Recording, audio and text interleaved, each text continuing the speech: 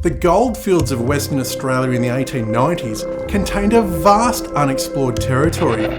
This story centres on two prospectors, Harper and Bergholm, who pushed toward a remote range of hills. They were warned repeatedly by their Aboriginal guide Boodgin that the area was to be avoided, even by his own people. He carried on about some strange danger, but the two stoic bushmen just ignored him and were convinced it was just folklore. But deep in that valley, they encountered a creature that was so terrifying it made every single story they had dismissed as nonsense in that remote country suddenly feel very, very real.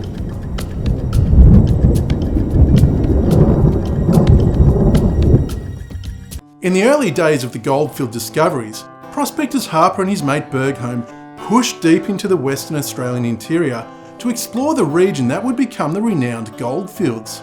There wasn't much in the way of tracks out that way, so they rode cross country through familiar alternations of dense scrub, sandy plains and granite hills, heading towards the vast lake district of the southeast, around the area of Lake Grace. The lakes could be deceptive, with many of them full of salt. However, Harper and Bergholm found fresh water fairly easily, but their prospecting itself hadn't been very lucky. One afternoon, they came across a small Aboriginal family camped beside a rock hole, and they managed to make friends. There was a white-haired old bloke, 2 gins, and 3 or 4 kids. The men spoke with the old man, whose name was Boodgin, and tried to get information about the country further ahead, but they weren't very successful. Boodgin eventually made them understand there were hills and water to the northeast, but he was incredibly insistent, almost desperate, that they absolutely should not go there. He kept repeating one word, Jimbra, Jimbra, and seemed genuinely hurt that he couldn't explain what he meant. He even gripped their arms and squeezed them tightly and grinned horribly as he tried to warn them. Harper and Bergholm concluded that Jimbra must be some sort of dangerous animal, or perhaps a colourful aspect of the Aboriginal Dreamtime folklore. But they were comfortable out in the bush and had never really encountered anything that could seriously harm them, other than getting on the wrong side of an aggressive tribe. Their greatest danger was always the environment, the risk of perishing from lack of water. So the next morning, Boodgin took them to the top of a rock mound not far from his camp and pointed out the hills, far out to the northeast. They looked like a short day's ride away, so after handing out a few trinkets and presents, the two prospectors packed up and started on their journey. That afternoon, after riding through the Lake District and into the desert country, they reached the neighbourhood of the hills. As they moved, the surroundings began to feel subtly wrong. The usual chaotic chorus of the outback faded, the bird calls became scarce, and the air seemed to have a stillness. They were tracing a creek channel, and everything seemed fairly normal. Yet there was still this undescribable sense that things just were somehow different. The creek led them into a tiny pocket nestled amongst the ridges, and unlike the terrain they'd crossed in the past days, this was no dry scrub. It was a little grass oasis, fairly timbered, and what the men would call a wonderful little patch of country. The trees grew thick and close to the bank of the creek, offering heavy shadows and cover.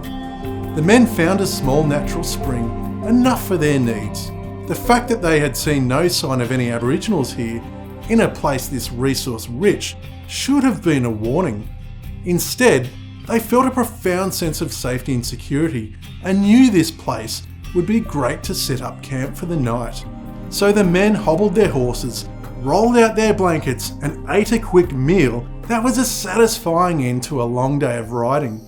Some hours later, Harper woke up to the cold air that settles late at night in the outback and got up to get a campfire going. Before long, the camp was flickering with the warm, comforting glow as he squatted beside it, half asleep, half awake, and packing some tobacco into his pipe. But then, suddenly, everything stopped. Across the fire, he saw it. A face appeared. It was a black face, but it wasn't the face of a black fella. This was very different, described as the most revolting and horrifying sight he'd ever seen. It was immediately and entirely present in that instant as he locked eyes with this face directly across the campfire that was staring right back at him.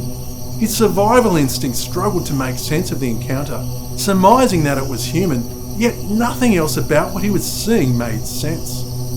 In that single moment, Harper knew the creature was there for no good, as is typically the case for any man or animal that sneaks into a camp unannounced in the middle of the night. So he instinctively grabbed for his revolver, but before he could turn back around and take aim, the thing had vanished instantly into the darkness, and all he heard were the quick retreating footsteps. He didn't fire, terrified he would hit one of the horses, as he knew they were grazing somewhere around the camp, but didn't know exactly where they were. Fearing there was still a real possibility of imminent danger, and still feeling completely overwhelmed by what had just happened, he immediately shoved Bergholm and yelled at him in a low but panicked voice to wake up.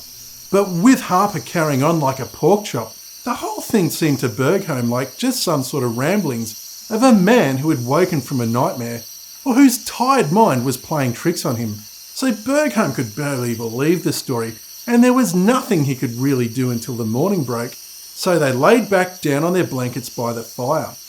As soon as first light broke over the hills, they had a quick dingo's breakfast before setting off to see if they could identify any sign of the nocturnal intruder.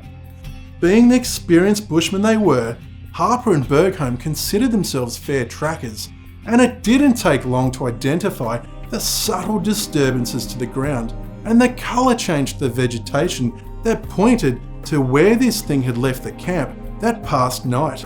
But the track didn't go far, only to the bank of a nearby creek, where it strangely disappeared, providing no real insight to what or whoever it was. With the aim of prospecting for gold, they set off on their horses and continued to explore the surroundings, noting a couple of potential locations to try their luck as they moved from the creek up into the valley, also noting many Aboriginal tracks along the way, but no sign of a camp. That arvo, they climbed to the highest hill to get an eagle's view of the area, and it was pretty clear why they had sighted evidence of inhabitants, as the range they were on seemed like a small green island in a vast dry area of aridity that extended all the way out to the surrounding horizon.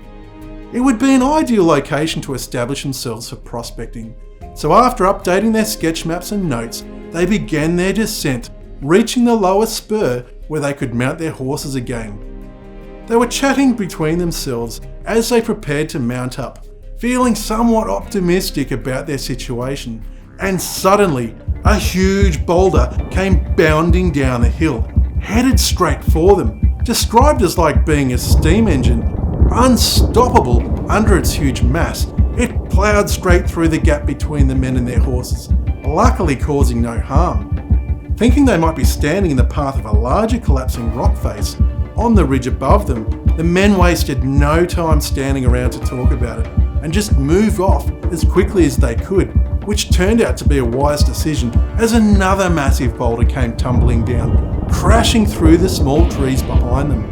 When they reached a safe spot, Bergholm asked, "Is that your friend from last night?"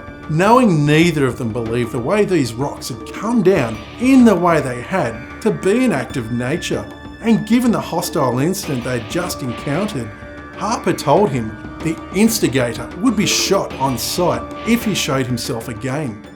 It was now getting into the late afternoon, and it had been a pretty eventful day, so they set off heading back to camp, riding along the creek bank underneath the thick trees, when there was a sharp, cracking noise heard overhead, and next minute, this huge dead limb came crashing down from the overhead growth, startling the horses and causing them to bound, moving just clear of the limb as it fell.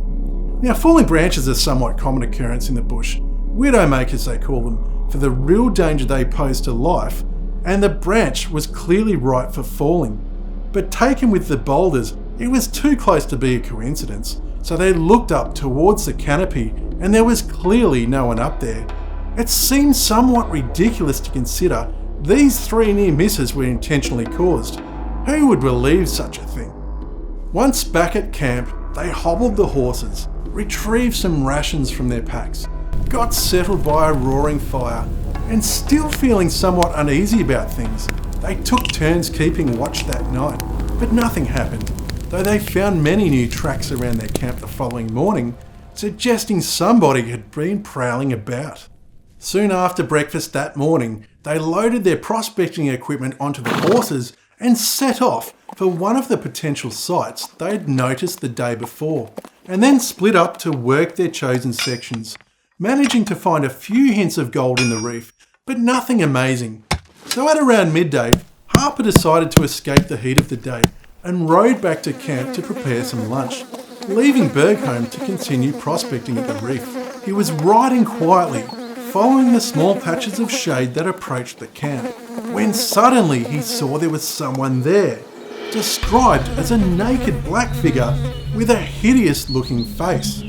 It had no distinguishable forehead and a projecting jaw with long arms and a body supported by short legs, and Harper summed up the appearance as fearsome and revolting.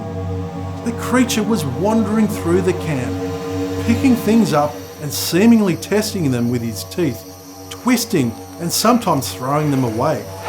Remembering the malicious attacks of the boulders, the dead tree branch, and witnessing the destruction of their property, Harper didn't hesitate.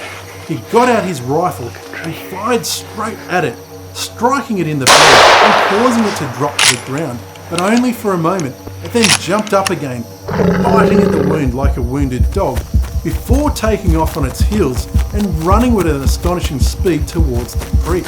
Still mounted on his horse, the creature was easily pursued by Harper, as its fleeing pace rapidly slowed by blood loss, and then collapsed, gasping at the bank of the creek. Harper dismounted and approached cautiously, keeping his rifle ready. The most awful stench overwhelmed him. The creature glared at him out of its small red eyes, and breathing heavily, it made an effort to get back up, but it was leaking blood everywhere by this point and had no chance. So Harper just took a moment to slow down and try and make sense of what had just happened. But then, Bergholm came galloping up, his rival distracting Harper, who suddenly screamed in pain, realising that in that instant he had carelessly stood too near the monster, giving it the opportunity to throw out one hand, catching him around the ankle with a grip that felt like being crushed by machinery. The agony so awful, he said it was like bone being pulverised beneath the pressure.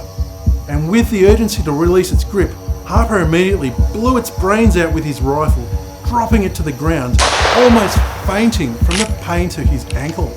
The two men took a moment to quickly gather themselves and proceeded to examine and make sense of whatever this strange creature was. The pain eased off a little for Harper, and he was able to determine there was no break, but he would require a little assistance from Bergholm to stand as they set off out of the creek and back over to inspect what had happened to their camp. The camp was in complete disarray, with their belongings strewn all over the ground. It was just senseless destruction. Then, as if in answer to their discovery, a shout of a man arose from the scrub behind them. It was the white-haired old man Boodgin, who had followed them and was making frantic warning signs. His arrival seemed a little too coincidental to what had just happened, but there was no mistaking Harper's rifle shot for someone who was literally following them in their footsteps. Maybe he was planning to investigate the aftermath of the suspected confrontation, expecting to pick through the remaining possessions. But whatever the explanation, when Boodgin saw the body, he was horrified, explaining that this was one of the very Jimbras he had tried to warn them about when they'd camped with his family several days prior, and using what few words he knew, he explained that these Jimbras live mostly in the trees, possessing the strength of about 10 men, and how they would catch Aboriginal people camping around this area, crushing them against the tree trunks. He even pointed out some of the human bones from past encounters. So this situation presented a bit of a dilemma, as Harper and Bergholm had come all this way across the desert country and found this beautiful little oasis with potential gold. But each day they had experienced a violent encounter with these Jimbras, seemingly dangerous creatures which were completely outside of their realm of knowledge as experienced bushmen. So they talked over the options. Should they stay or should they go now? knowing if they stay there will be trouble, but they weren't about to be pushed on by some man monkeys. They would pull the camp back into the open grass, away from the trees Boodgin said they don't stray from, and agreed if they did hit a good run of gold, the Jimbras would have to be the ones moving on. They now had a sense of focus. A plan was set and work to be done when suddenly a fierce yell came from the creek. A Jimbra came swiftly down one of the trees and was quickly followed by another, this time a woman who was clearly mad with rage at the death of her mate. And knowing they were about to come under attack, Bergholm shouted at Harper that they should shoot her. Knowing neither of them wanted to be responsible for the killing, they would shoot together. But before they could get their shot off, her cry seemed to have raised the rest of the tribe, and nearly 20 of the creatures appeared, approaching them from all directions. Realising imminent danger of being overrun, even with their rifles, Bergholm proposed they should shoot to wound, which turned out to be a good plan, with the men opening fire and causing a horrific fight. The wounded Jimbras snarled and shrieked, and the others curiously came to their side to look at the wounds, allowing the men to escape back from the tree line.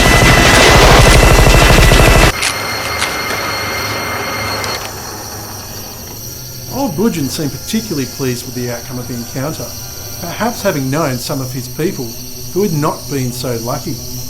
Based on Boodgin's advice, they set up a new camp away from the trees in an area that had been determined to be safe from the Jimbras. But they continued to sight their menacing faces, peering out over the foliage by the creek. It seemed the killing and wounding of several Jimbras had taught them to keep their distance from the prospectors, and for some days the men were able to resume their work as Boodgin joined the team, with the role of providing a vigilant lookout. They managed to get around most of the potential prospecting sites that identified on that first day they'd climbed the hill, and although there had been numerous hints of gold, they were never really able to give it a proper go, as the Jimbras kept on getting on their nerves, harassing them from a distance by day and night. So as they sat around the campfire one night, the conversation shifted to what they'd both been thinking. Let's give it one more day and pack it up.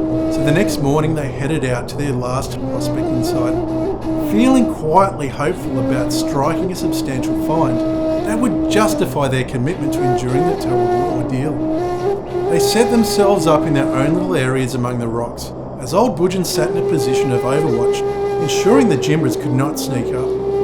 This was a particularly hot day, which didn't make swinging a pick easy work, and despite being careful, a piece of stone splintered off a rock and straight into Bergholm's eye.